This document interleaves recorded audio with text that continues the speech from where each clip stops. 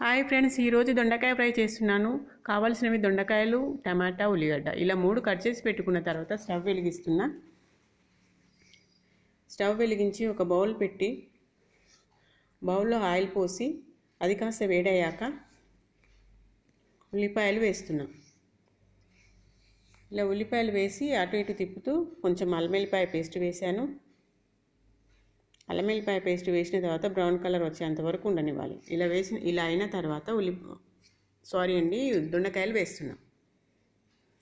ఇలా దొండకాయలు ఒకదాని తర్వాత ఒకటి అన్నీ వేసిన తర్వాత ఇటు అటు కలుపుతూ మెత్తగా ఉడికేంత వరకు మూత పెట్టి మగ్గనివ్వాలి.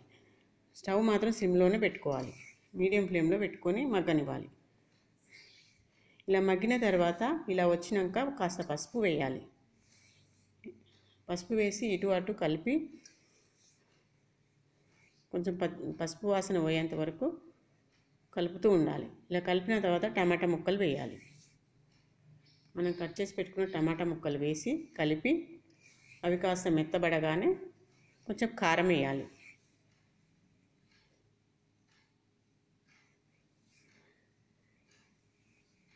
ఒక స్పూన్ కారం వేసి కలపాలి. ఇలా కలిపిన తర్వాత సాల్ట్ వేయాలి, సరిపోయేంత సాల్ట్.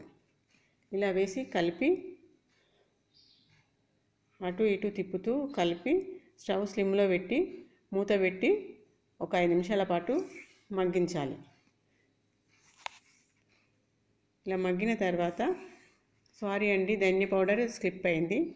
ధనియా పౌడరు, కొత్తిమీర వేసి దగ్గరికి అయ్యేంతవరకు మగ్గించాలి.